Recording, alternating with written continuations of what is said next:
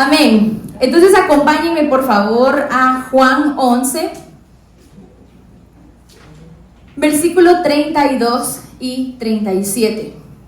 Y antes que empecemos a leer la palabra, yo quiero que ahí en tu lugar tú cerres tus ojos, que levantes tus manos unos segundos nada más y que le digas: Padre, yo te pido que esta palabra quede sembrada en mi corazón. Padre, yo te pido que esta palabra dé muchísimo fruto en mi corazón. Amén. Y antes que se me olvide, los prejus, todos los que tienen de 11 a 14 años, por favor, bajen. Allá abajo hay algo preparado para ustedes, así que pueden bajar. Si ustedes nunca han bajado, muchis, pasen por favor, que ahí hay algo preparado para ustedes. Bueno, ahora sí, Juan 11, 32 al 37, y dice así: Cuando María llegó a donde estaba Jesús y lo vio, se arrojó a sus pies y dijo: Señor, si hubieras estado aquí, mi hermano no habría muerto. Al ver llorar a María y a los judíos que la habían acompañado, Jesús se turbó y se conmovió profundamente. ¿Dónde lo han puesto?, preguntó Jesús. Ven a verlo, Señor, le respondieron. Y quiero que me pongan bastante atención en esto, porque dice en el versículo 35 que Jesús lloró. Miren cuánto lo quería, dijeron los judíos. Pero algunos de ellos comentaban: este que le abrió los ojos al ciego, ¿no podría haber impedido que Lázaro muriera? Y les quiero dar un poquito de contexto. Lázaro era este hombre del que podemos leer en la Biblia a quien Jesús consideraba su amigo. Marta, María y Lázaro Jesús los consideraba como sus amigos. Y lo que a mí me llama mucho la atención es que cuando Jesús vio lo que había pasado, Jesús lloró. Y en el versículo 33 dice que Jesús se turbó y se conmovió. En otra versión dice que se estremeció y se conmovió.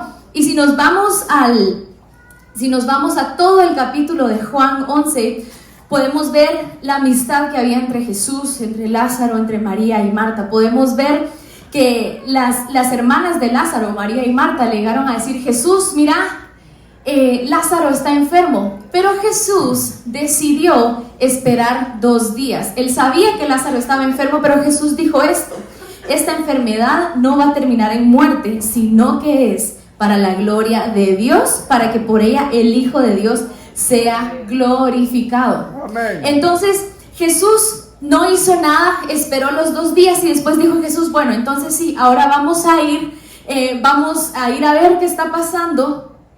Y Jesús dijo: nuestro amigo Lázaro duerme, pero voy a despertarlo. Y los discípulos dijeron: bueno, si está durmiendo, entonces se va a recuperar pronto. Si está durmiendo, pues ya le va a pasar.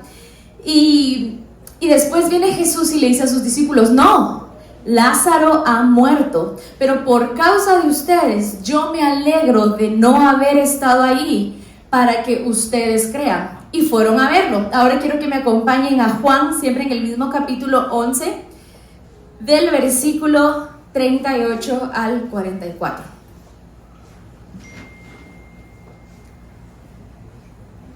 Y escuchen esto, dice en el versículo 38: conmovido una vez más, Jesús se acercó al sepulcro. Era una cueva cuya entrada estaba tapada con una piedra. Quiten la piedra, ordenó Jesús. Marta, la hermana del difunto, objetó: Señor, ya debe oler mal, pues lleva 4 días ahí.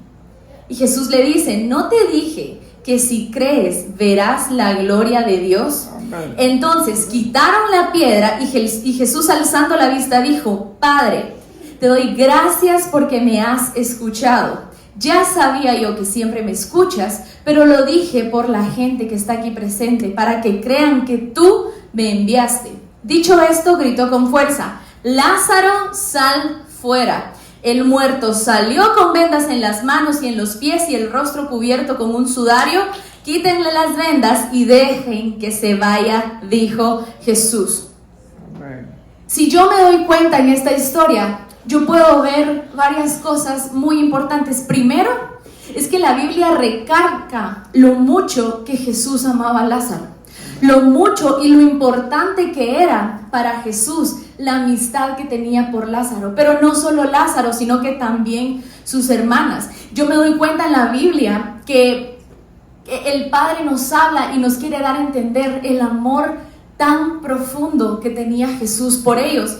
Y me llama mucho la atención que no lo dice solo una vez, sino que dice Jesús se conmovió. Y he leído la Biblia y creo que es por la única persona que dice que es amigo de Jesús y que Jesús lloró porque le estaba pasando algo a él y a su familia. Y me llama mucho la atención que dice que Jesús se conmovió, que Jesús se turbó. Y después dice una vez más, Jesús se conmovió. Entonces, yo en esta historia puedo ver 3 cosas que quiero compartir contigo en esta tarde, que marcaron un antes y un después por medio del amor en la vida de Lázaro. Jesús se encargó de hacer un antes no solo en Lázaro, sino también en sus hermanas, y un después por medio del amor. Lo primero que yo veo que Jesús hizo es que Él identificó una necesidad. Era obvio, porque su amigo, la persona a la que Él no solo quería, sino la persona a quien Él amaba, porque así dice la Biblia que las demás personas se referían a cómo Jesús había reaccionado. Es lógico poder entender una necesidad cuando tú te acercas a las personas. Jesús sabía que Lázaro estaba enfermo. Jesús supo cuando Lázaro murió y no solo vio una necesidad de un milagro en la vida de Lázaro, sino que vio también una necesidad de un milagro en la vida de sus hermanas. ¿Y cómo creen ustedes que ve Jesús una necesidad? Yo, por como lo puedo ver acá, es por la cercanía que tenía Jesús con ellos. Y yo sé que si nosotros nos vamos a varios capítulos de la Biblia, si nos vamos a los evangelios, tal vez Jesús no necesitaba ser amigo de todas las personas para saber que tenían una necesidad. Pero Jesús sabía que había necesidades cuando se acercaba a las personas. En tu vida hay muchas personas que tienen necesidad de algo, que tienen necesidad que tú te acerques a ellos y que tú les lleves un milagro. Pero te quiero preguntar, ¿te estás acercando tú a ellos que tienen necesidad? Y no te estoy diciendo anda a la calle, encontrar a un completo extraño y preguntarle qué es lo que necesita, sino a tus amigos, a las personas que están cercanas a ti, a las personas que te están rodeando. Y quiero preguntarles algo. ¿Ustedes conocen al menos a una persona, que pueden levantar la mano, al menos a una persona que tenga necesidad de algo, de lo que sea? Al menos a una nada más, que tenga necesidad de algo. Levanten la mano. Ok. Y quiero preguntarte, y no quiero que me contestes, ¿te has acercado tú para poder ayudarlo en su necesidad? ¿Te has acercado tú para poder ayudarla en su necesidad? Y creo, y yo puedo ver en la palabra que lo que Jesús hacía siempre para poder acercarse y para poder hacer un milagro hacia las personas era poder entender su necesidad. Tú y yo no podemos pretender querer hacer un milagro por medio del Espíritu Santo si no nos acercamos a las personas, si no nos acercamos a los que tienen necesidad. Así que el primer punto de lo que hizo Jesús para marcar un antes y un después por medio del amor para la vida de Lázaro fue identificar una necesidad. Segundo, dice la Biblia que lloró por ellos, se conmovió por ellos. Y yo quiero preguntarte, yo creo que cuando yo veo que Jesús literalmente lloró, pero yo no creo que nosotros literalmente tengamos que llorar por una persona para poder ayudarla. Pero quiero decirte que Jesús siendo el Hijo de Dios, fue conmovido a tal punto por el amor que sentía y lo que estaba viendo, que estaba viviendo la familia, que se detuvo a llorar por ellos. Y quiero preguntarte, ¿cuándo fue la última vez que tú lloraste por una persona que tenía necesidad? ¿Cuándo fue la última vez que tú te conmoviste por alguien que tenía necesidad? Y llorar no significa sentarte a la par de él, a la par de ella y ponerse literalmente a llorar por lo que está pasando, sino llorar es poder acompañar a esa persona en el proceso que está viviendo. ¿Cuándo fue la última vez que hiciste esto por un amigo? ¿Cuándo fue la última vez que te acercaste a un amigo que estaba viviendo un momento difícil y tú viniste, te acercaste, se conmovió tu corazón y decidiste hacer algo al respecto? Y no necesito que me respondas. Solo quiero que te hagas la pregunta a ti mismo. ¿Cuándo fue la última vez que yo lloré por alguien? ¿Cuándo fue la última vez que mi corazón se conmovió a tal punto de yo querer hacer algo por alguien? ¿Cuándo fue la última vez? Y en la palabra yo puedo entender el llanto de Jesús porque había fallecido su amigo, aunque él sabía que había un milagro y él sabía que Dios iba a glorificar por medio de eso. Pero había perdido a su amigo. Las hermanas de su amigo, que también eran sus amigas, estaban tristes, estaban devastadas.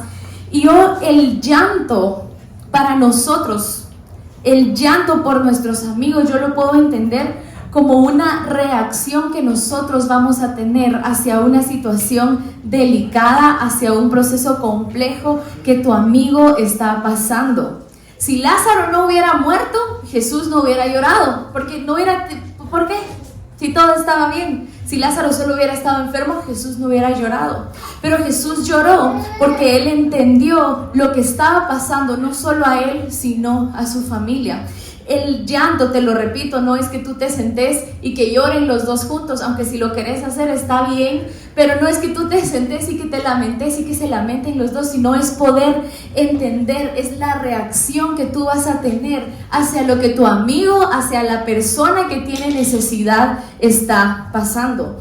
¿Y saben qué es lo que pasa muchas veces? Y con esto entro a la palabra. Pasa muchas veces que nosotros estamos tan enfocados en lo que nosotros necesitamos que nos empieza a dar tan igual la gran comisión, nos empieza a importar menos cada vez más. Y cuando me empieza a importar menos la gran comisión, que es el mandato que Jesús nos dejó, es cuando yo empiezo a dejar de llorar por mis amigos. Es cuando yo empiezo a dejar de preocuparme por mis amigos. Es cuando yo empiezo a pasar a un segundo plano lo que el Padre quiere que para mí sea importante. Nos empieza a dar tan igual la gran comisión que dejamos de hacer lo que el Padre nos mandó a hacer, que dejamos de hacer lo que Jesús quiere que hagamos. Y nos empezamos a preocupar por qué es lo que yo necesito y dejamos de preocuparnos por las personas que están a nuestro alrededor y de la necesidad que las personas a nuestro alrededor pueden tener. Porque la Biblia me dice, vayan, hagan discípulos, vayan, bautícenlos en el nombre de Jesús, vayan, transformen vidas, vayan y hagan. Pero ¿cómo voy yo a ir? ¿Cómo voy a ir yo a hacer? ¿Cómo voy a formar un discípulo si no me acerco ni siquiera a preguntarle qué es lo que necesita?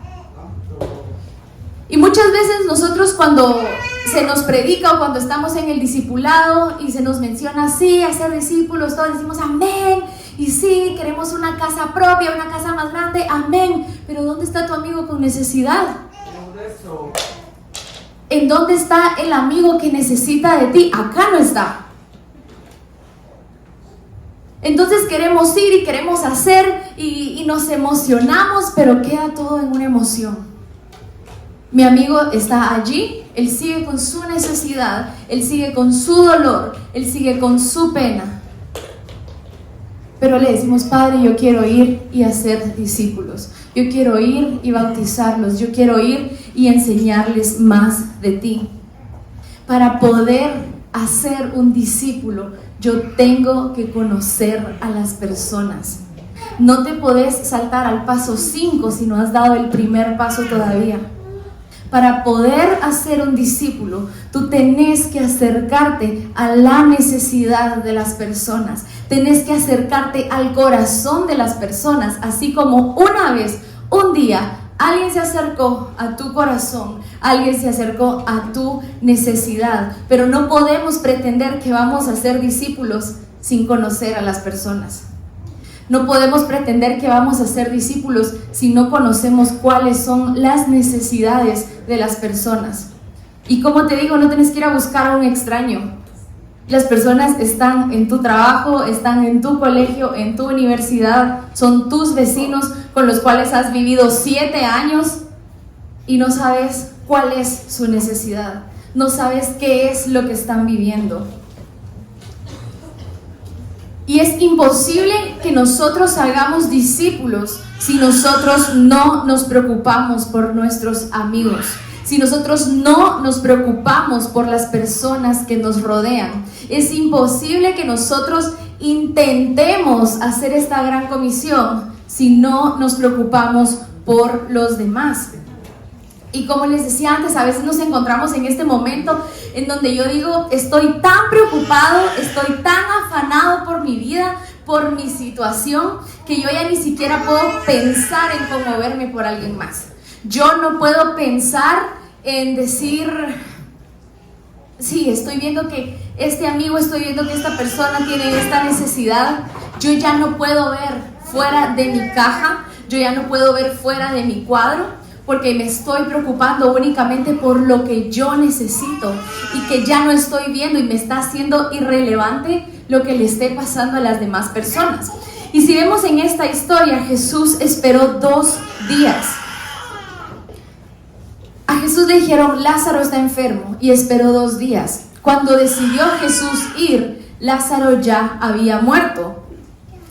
Y yo sé que la Biblia dice que Jesús permitió que esto pasara, o Jesús esperó estos 2 días, porque Él dijo que Él iba a ver a Dios glorificado en lo que le estaba pasando a Lázaro.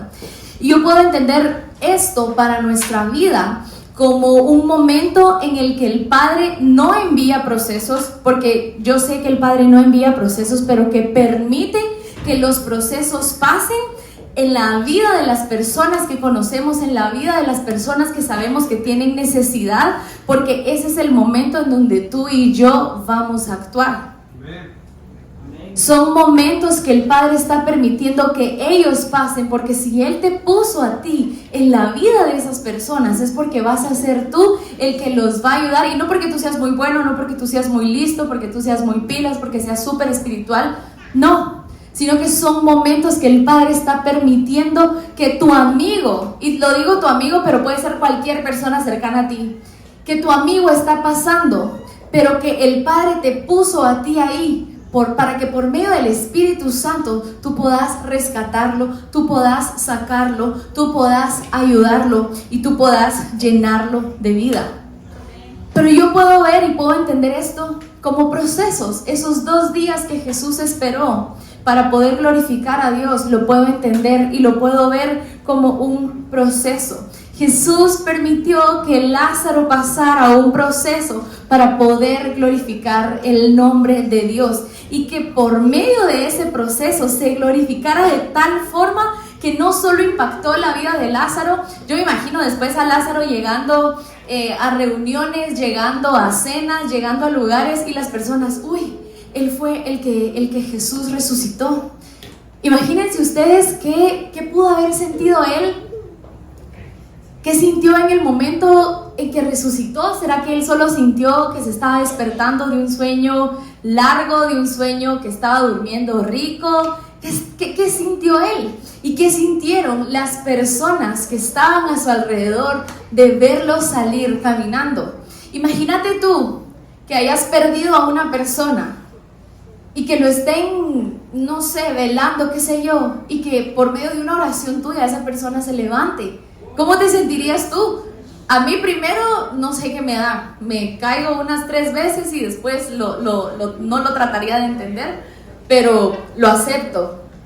Pero ¿cómo tomaron las personas lo que Dios estaba haciendo por medio de Jesús para glorificarse en la vida de Lázaro y para glorificarse en la vida de sus hermanas? Entonces, como les decía, por medio de este proceso que Jesús permitió, se glorificó de tal forma que impactó a Lázaro, impactó a sus hermanas e impactó a las personas que estaban en ese pueblo, a todas las personas que estaban en esa ciudad, a todas las personas que fueron testigos del milagro que Jesús había hecho en la vida de esa familia. El llanto de Jesús para la vida de Lázaro marcó un antes y marcó un después. El llanto de Jesús marcó un antes y un después. Y el milagro de Lázaro no es que él haya sido resucitado. El milagro de Lázaro fue que Jesús lo haya levantado, pero nació desde el momento en el que Jesús, por amor, quiso ir hacia esa familia y quiso devolverles algo que se les había sido quitado. El milagro final fue la resurrección, pero no es el milagro completo. Y muchas veces siempre el amor es lo que te va a mover a ti para que los demás puedan recibir un milagro. Tú puedes tener muchos dones, puedes tener muchos talentos, podemos ser muy buenos en la alabanza, podemos ser muy buenos en predicar, podemos ser muy buenos en ministrar, pero si tú y yo no tenemos amor, no tenemos nada. Y de nada nos van a servir los dones que Dios nos dio si no tenemos amor. Los estamos desperdiciando, no son nada. No son nada. Entonces yo puedo entender en esta historia que el milagro completo no fue ver a Lázaro resucitado.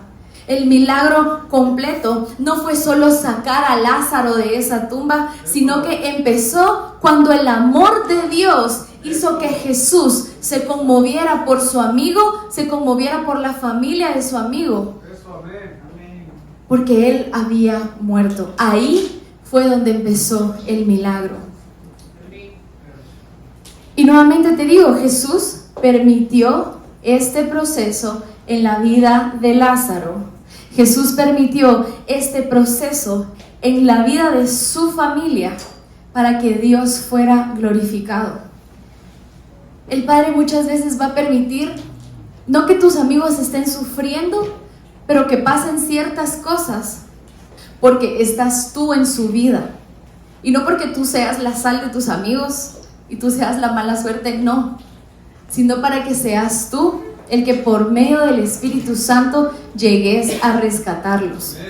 Jesús te puso en la vida de esas personas que tienen necesidad, porque Él sabía que tú ibas a ser capaz de sacarlos del agujero en donde están. Jesús te puso en la vida de tus amigos porque sabía que ibas a ser tú el portador de esos milagros, porque sabía que ibas a ser tú el portador de esa sanidad, porque sabía que ibas a ser tú el portador de esa bendición. Por eso te puso Jesús en la vida de tus amigos. Yo puedo entender y yo puedo ver ahora con mi testimonio que no es casualidad las amistades que yo tengo y con las personas con las que yo me he cruzado a lo largo de la vida. No es casualidad. Y en el momento en el que yo estaba viviendo mi testimonio, yo creo que yo nunca le reclamé a Dios, nunca me enojé y nunca le alegué ni nada. Pero sí me preguntaba, ¿por qué estaré viviendo yo esto? ¿Por qué me estará pasando todo esto a mí? Pero después llegué a entender que Jesús solo lo permitió para que después, por medio de lo que Él ya me permitió vivir, Él se glorifique en la vida de alguien más. Yo no sé qué tú has pasado, yo no sé a ti qué te ha costado, no sé de dónde Dios a ti te ha sacado, pero sí sé que por medio de tu vida, por medio de tu testimonio, Él se puede glorificar en alguien más y Él se va a glorificar en alguien más. Así que no des por sentado el testimonio que Él te dio, no des por sentada las cosas que tú has vivido, porque Él se va a glorificar. Y ahorita tal vez tú no lo entendés, ahorita tal vez tú decís, porque yo estoy viviendo esto, pero Él se va a glorificar para que las personas vean que lo que tú has vivido, por medio de tu testimonio, ellos puedan tener esperanza de un milagro, de una bendición, de ser libres, de ser restaurados. Así que vuelvo al inicio, no es casualidad que tú estés en la vida de las personas que te rodean. Y yo estoy segura que si el Padre te ha puesto en lugares específicos, aunque sea por un corto tiempo, es porque tú tenías que llegar a impactar la vida de esas personas. Porque tú y yo somos hijos y Él no nos va a poner en un lugar por gusto. Es para que tú vayas a impactar la vida de esas personas. Entonces te lo digo otra vez, Jesús permitió el proceso de Lázaro para que Dios se glorificara no solo en él, no solo en la familia, sino en todas las personas que pudieron ser testigos de lo que pasó. Amén. Y yo me recuerdo que esto yo se los he compartido muchas veces, pero yo lo veo hoy desde un punto de vista diferente, porque en este tiempo que hemos estado hablando, yo les he estado compartiendo de lo importante que es amar a otros y lo importante que es preocuparnos y entender las necesidades que tienen los demás. Pero yo sé que tal vez en algún lugar de tu cabeza pasó, ¿y qué hay con mi necesidad? ¿Y qué hay con lo que yo necesito? ¿Qué hay con mi petición?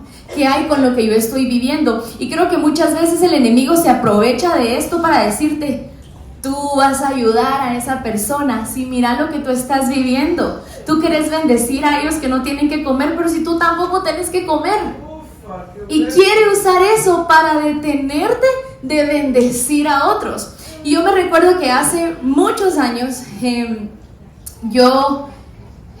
el problema o parte de muchos testimonios que yo les puedo contar de algo que el Padre hizo en mi vida y mi cuco, como yo lo he compartido muchas veces en nuestros grupos en casa, es que mi cuco era no tener cómo movilizarme.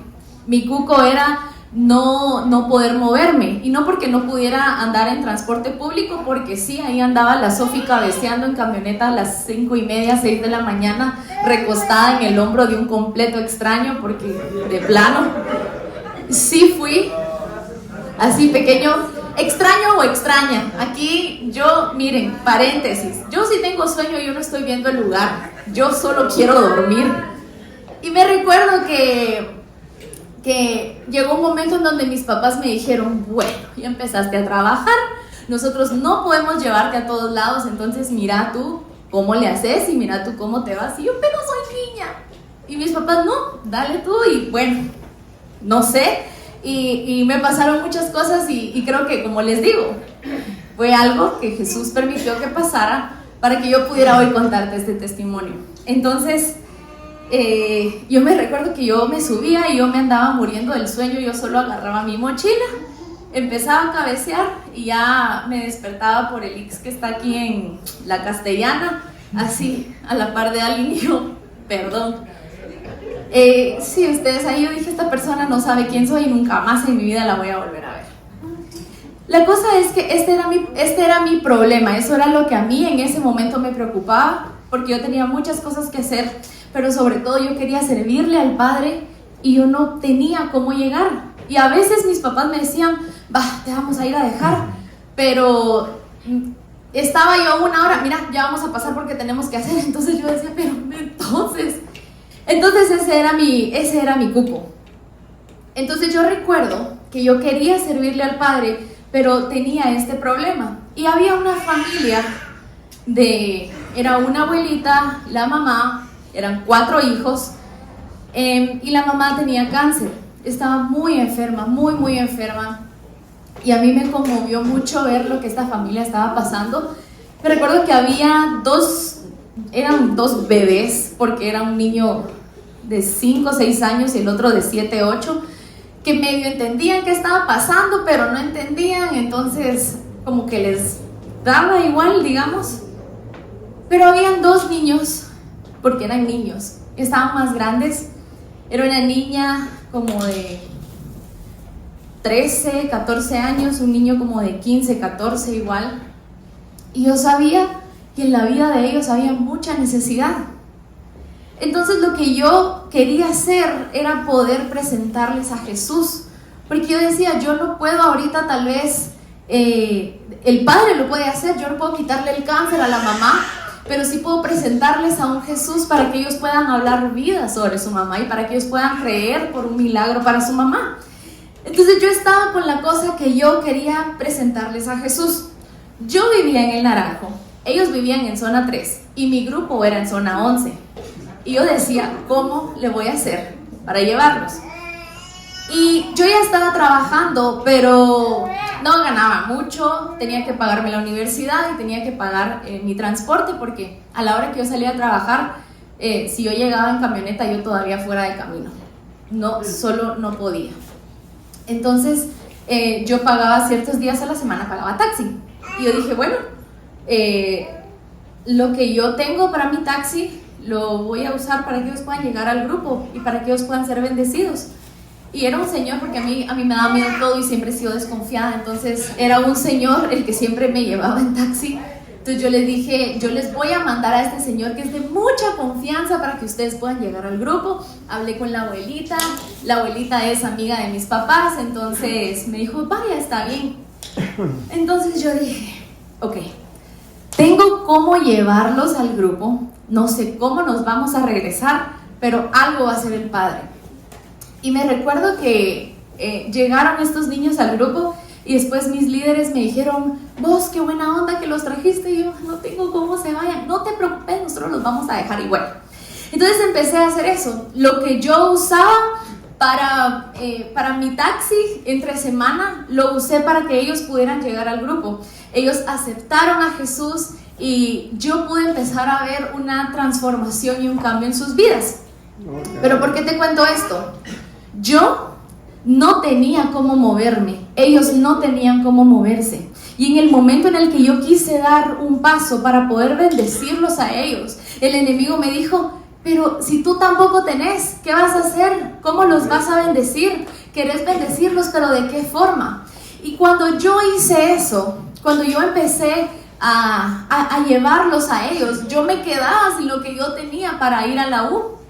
Pero me recuerdo que ese sábado llegó, usé el dinero y me quedé sin esos, ¿qué serán? 150 quetzales tal vez, que yo usaba para ir a la U.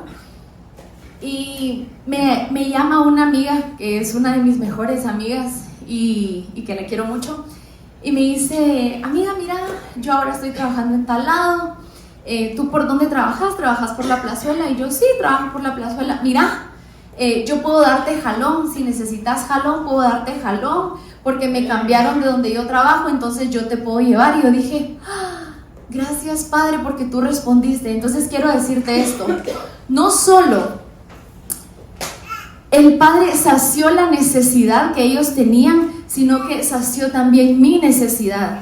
Yo no le estaba pidiendo al Padre que Él saciara mi necesidad, yo solo... Y no te lo digo porque yo sea santa y porque yo sea, no, el Padre es bueno y para Él es toda la gloria. Yo solo quería ayudarlos a ellos, pero por medio del conmover de mi corazón, el Padre hizo un milagro también en mi vida. Y si se lo vas a dar al Padre, hazlo más fuerte.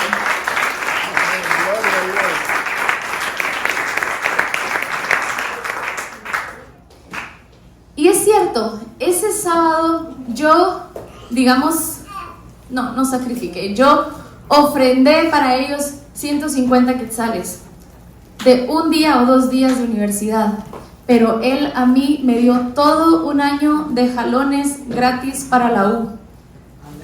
Traten de multiplicar 150 por 2 o 3 veces que yo iba a la semana por todo un año. Eso fue lo que Él hizo por mí. Y te lo digo, no porque yo fuera muy buena, no porque yo fuera santa, pero el Padre ve cuando tú, aunque tú estés en necesidad, pero tú pones la necesidad de alguien más en primer lugar, Él bendice tu necesidad, Él escucha tu necesidad y Él se encarga no solo de suplir tu necesidad, sino de darte en gran manera para impactarte, para sorprenderte y para que tú puedas entender que no estás sirviendo a una persona, sino que estás sirviendo a un Dios sobrenatural, a tu papá que te lo puede dar todo. Entonces, si tú te preguntabas, ok, voy a ayudar a alguien más, pero ¿qué pasa con mi necesidad? Encárgate de ayudar, encárgate de hacer lo que el Padre tiene en su corazón y lo que a Él le preocupa, y Él se va a encargar de suplir tu necesidad. Yo me recuerdo que también con estos niños, yo de verdad, yo hubiera querido tener todo el dinero del mundo para poder ayudarlos, pero no podía, entonces yo tenía que ver qué hacía. Y bueno, empezaron ellos a ir a su grupo, a ir a nuestro grupo, y sus vidas empezaron a cambiar, empezaron a ser transformados, pero después llegó el momento en que ellos se tenían que ir a su retiro, y yo decía, ¿de dónde voy a sacarlo del retiro? Porque ellos no lo podían hacer, su mami estaba enferma, no lo podían hacer, entonces yo dije, bueno, tengo que ver qué hago. Y me recuerdo que empecé a vender crepas en el trabajo, y vendí como 2, 3 veces para poder juntarlo de ese retiro. Y me recuerdo que yo fui a comprar las cosas para las crepas, llegué a mi casa de la universidad porque yo salía de la U a las 9, 9 y media, llegaba a mi casa a 10, 10 y media. Entonces yo llegué a mi casa, empecé a hacer las tortillas de las crepas, compré fresas, compré leche condensada, compré cajeta y así. Entonces yo dije, bueno, terminé como a la 1 de la mañana y tenía que levantarme temprano al siguiente día para ir a trabajar, entonces me volví a levantar a las 4. Yo tenía un nudo, me recuerdo ese día, no sé por qué les digo esto, pero tenía un nudo en el pelo. Yo dije, solo me lo voy a medio componer porque ya ni tiempo para deshacerme el nudo tengo. Y me levanté a las 4 de la mañana a picar la fruta para las crepas. Gracias a Dios se vendieron todas las crepas ese día. Y recuerdo que pude juntar lo del retiro de los 2 niños. ¿A qué voy con esto? Muchas veces el enemigo va a tratar de decirte, mira, es que tú no tenés, tú no podés, ¿cómo vas a querer ayudarlo? Y van a salir en tu cabeza miles de excusas para no bendecir a una persona, pero no son nada más que excusas. El Padre te va a dar los recursos, porque cuando Él dijo, vayan y hagan discípulos, al final de la gran comisión, Él dijo, yo voy a estar con ustedes hasta el fin del mundo. Y eso significa que no te van a faltar los recursos para bendecir a las demás personas. No te van a faltar los recursos. Entonces, y de verdad te lo digo con mucho amor, te lo digo con mucho respeto, deja de decir, no me va a alcanzar la gasolina. Deja de decir, es que ya mi tanque no da, porque aún con esa rayita te va a alcanzar de ir. Si tenés que ir de aquí a Petén, el Padre va a hacer algo sobrenatural, pero de que te alcanza, porque estás poniendo a esos hijos perdidos en el primer lugar. Estás poniéndolos a ellos y ya no tu necesidad. Y cuando tú te encargas de poner y aplicar el principio de las primeras cosas en tu vida, de decir, sí, el reino y su justicia va primero. Y esto te lo he dicho muchas veces, pero me encanta, porque tu necesidad ya no es tu necesidad, y tu necesidad deja de ser tu prioridad, y tu necesidad se convierte en su prioridad, porque para ti tú ya no eres el primero. Amén. Gloria a Dios. Entonces entendamos que como hijos de nuestro Padre, nosotros tenemos el poder y la capacidad del Espíritu Santo de poder poner un antes y un después en la vida de las personas. Estos niños, yo ya no sé qué fue de ellos, porque se fueron de Guate, se fueron a vivir a otro departamento, pero yo sé que la semilla que quedó plantada en sus corazones no va a morir. Yo sé que, y no porque yo sea buena, te lo repito, pero yo sé que esa acción que quedó plantada en sus corazones no va a morir, y que un día ellos lo van a poder hacer por alguien más. Amén. Entonces, te lo digo y te lo repito, en nosotros está la capacidad y el poder de Dios de poder darle a una persona un antes y un después. Entonces, el primer punto fue de lo que Jesús hizo para transformar la vida de Lázaro, fue identificar una necesidad. Segundo, lloró por ellos, se conmovió por ellos, los acompañó en su proceso. Y el tercer punto fue resucitarlo, resucitar a Lázaro. Ese era ya el final y la última parte del milagro. Y amar a mi prójimo como a mí mismo no solo significa predicarle, no solo significa, ay sí, voy a estar orando por ti, sino que significa cuidar a esa persona. Porque es bien fácil decir que Dios te bendiga y voy a estar orando por ti, así que tú solo cree. Pero es bien difícil creer cuando hay unos pies fríos y un estómago con hambre. Y si el Padre te puso a ti en la vida de esas personas, te lo digo una vez más, es porque quiere usarte para bendecirlos. Así que nosotros no estamos acá solo para predicarle a nuestros amigos o a los que tienen necesidad. No estamos solo para decirles, Dios te quiere bendecir, Dios quiere hacer algo nuevo en tu vida, sino estamos para cuidarlos, para acompañarlos y para poder entender y poder hacer el proceso que ellos están viviendo como mi proceso. Y no te digo, mira, cárgate y trata de sentir lo mismo que él está sintiendo para que no, sino que poder ser empáticos y poder ponernos en los pies de las personas para poder entender lo que ellos están viviendo, hacer como que si su proceso fuera mi proceso y poder servir como un vaso de parte de nuestro Padre para poder cambiarle el tiempo a las personas. Poder servir como una persona clave, como un puente para que el Padre por medio de ti cambie a esas personas y para que tú les digas, hey, tú ya salí de tu tumba, tú ya no estás muerto, tú estás lleno de vida, pero es a ti a quien el Padre quiere usar para que puedas decirle, hey, salí de tu tumba. Es a ti a quien el Padre quiere usar para que le diga, hey, quítate las vendas porque tú ya no estás muerto, estás caminando porque estás lleno de vida y estás lleno de bendición, estás lleno de milagros, tienes mucho por dar, estás lleno del Espíritu Santo. Pero sos tú el que lo va a llamar para que salga de esa tumba. Porque tu amigo te conoce a ti, no me conoce a mí, no conoce a Miriam, no conoce al hermano Sosa, te conoce a ti. Y sos tú el que se va a parar fuera de esa tumba y que le digas, hey, Mario, hey, Sebastián, salí de esa tumba, salí, caminá, quítate las vendas. Pero ya salí, sos tú el que el Padre va a usar para resucitar a esa persona de la situación que lo ha tenido cautivo, de la situación que lo ha querido matar. Sos tú, porque sos tú el que está en su vida. Y fíjense que si nosotros leemos el capítulo 11, la ciudad en donde vivía Lázaro y en donde estaba Lázaro y ocurrió todo esto se llamaba Betania.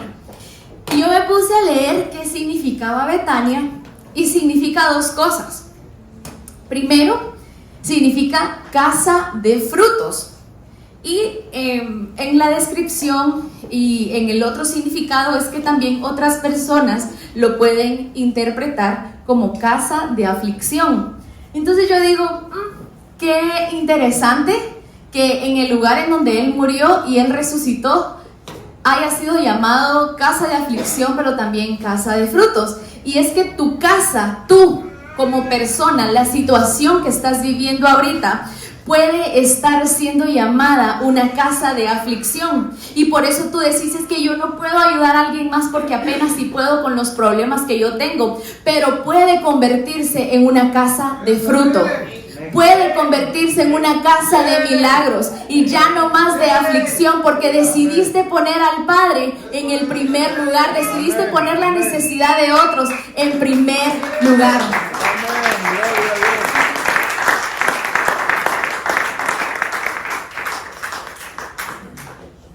Y te lo digo una vez más, si en este momento tu casa es una casa de aflicción, el amor que tú sintas por otros y lo que te conmueva a amar a otros va a hacer que tu casa se convierta en una casa de frutos.